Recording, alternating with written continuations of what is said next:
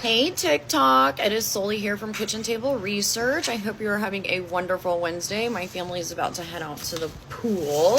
But before I do that, I want to talk about something that's pretty serious and pretty close to my heart. And actually some of the statistics that I heard at CrimeCon were quite staggering. Not only that, but another content creator on here that is an indigenous woman herself has been looking for her, it's either her cousin or her sister for several years now. And so right now she has gone to the area to try and do a sit-in with the police so that they can try and put pressure on the police to solve these indigenous women cases. So today I'm coming to you with what we learned at CrimeCon from the indigenous women, and then that group of people is actually supported by the Gabby Petito family.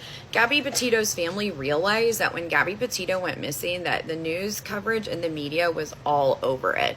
However, they noticed that when people of color, poverty-stricken families, and indigenous families lose somebody, the media is pretty quiet about this. And we actually just saw this in the Yellowstone case that I talked about, I think, here and there.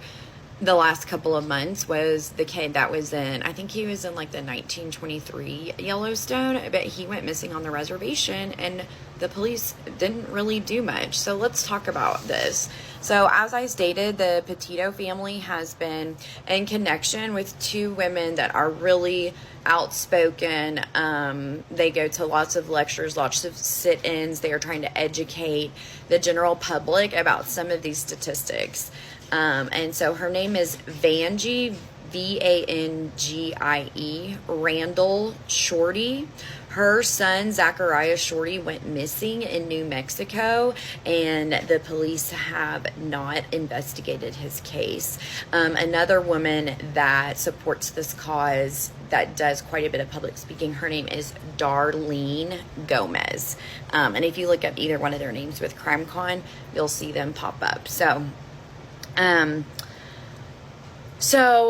unfortunately, Zachariah Shorty Dulce, he went missing on May 5th.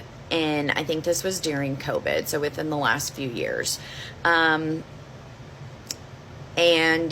Zachariah's mom, who is Vanjie Randall Shorty, she started attends and has popularized the indigenous missing and endangered Indigenous Peoples Day that is in Farmington, New Mexico, which is not super far from here. So maybe next year I'll try and go attend that.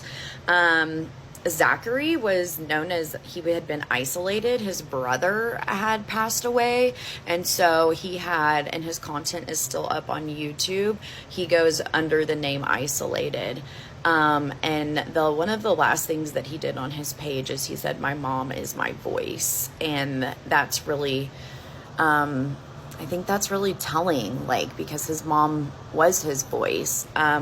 Zachariah did deal with some depression and stuff after the loss of his brother, but at any rate, the police still never investigated this case. And so Gabby Petito's family is trying to give people that don't have a platform, their foundation helps these type of people get their message and get their missing children out into the media. So I think that is an amazing quality that the Petito family has not only realized inside the media, but then has used their platform to help other people. I think that's a really good example. That's something I want to follow. So another woman that I follow here on TikTok, her name is Little Snowbird, and it's little.snow.bird. Her picture, she has the tattoos right here, and she has like an orange wrap on her head.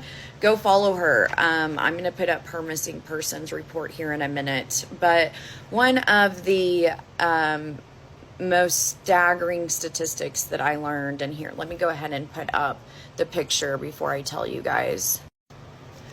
Okay, so this is Emily Renee Riesling, and her sister is currently doing a sit-in to get awareness for Miss Emily here. So like I said, she's been missing for 3 years, going on 3 years. She was last seen in Northern California in Humboldt County. She is 32. She's Native American, 5'2", 160 pounds, brown short hair, and brown eyes. And she had cut her hair shorter before she went missing. So if anybody has any information on this person, or if you would like to be a part of this sit-in, please contact Humboldt County and go follow my friend over here, Little Snowbird. You can see her name down here at the, let's see, at the bottom. You can see her name down there. Okay. So the staggering statistic to me is a person just like Emily that we just saw, or Zachariah, but in particular women, in the indigenous communities, it is more likely for a woman to be murdered than it is for them to attend college, not graduate, but get accepted into college. It is more likely as an indigenous woman that you are to be murdered than attend college. In modern day America, that's crazy. So I think this is a huge cause that we should all kind of start focusing on, and it is a cause that's close to my heart. I am part Cherokee, part Choctaw. My great grandmother was full Cherokee on her side, from the Oklahoma region, and so I do have some Native American blood, and I don't look like that, and that hasn't ever held me back from doing anything, but that doesn't mean that I can't empathize with this community of people, right? Okay, so a lot of times in these sit-ins, they'll do candlelight vigils, they'll sit outside of government buildings trying to put pressure on the police to look into these cases. So what can we do as a community to help this group of endangered people? So always remember that this could happen to you. It doesn't matter what race you are, what socioeconomic background you come from.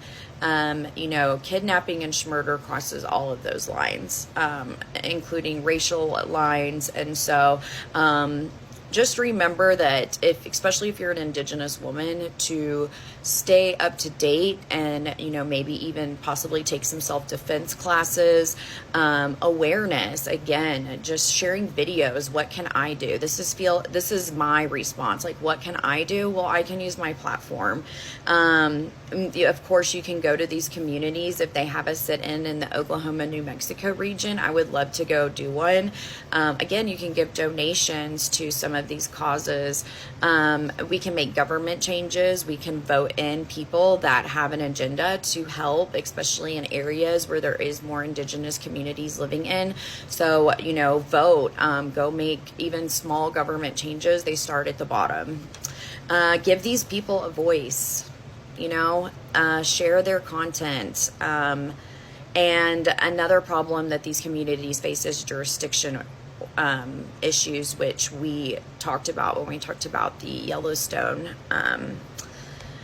unaliving, and it's the police say, well, that's the reservation's jurisdiction. Well, they're not really used to handling small homicide investigations, and so they do want the help from the police, but the police sometimes don't offer that help in return.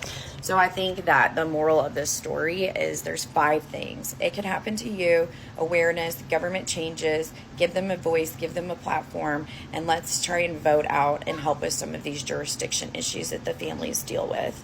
All right, I hope everybody has a wonderful Wednesday. Keep this on your mind. I'm going to go have a great family day at the pool, and I'm going to the post office. So I will see you guys soon. All right, have a good day. Bye.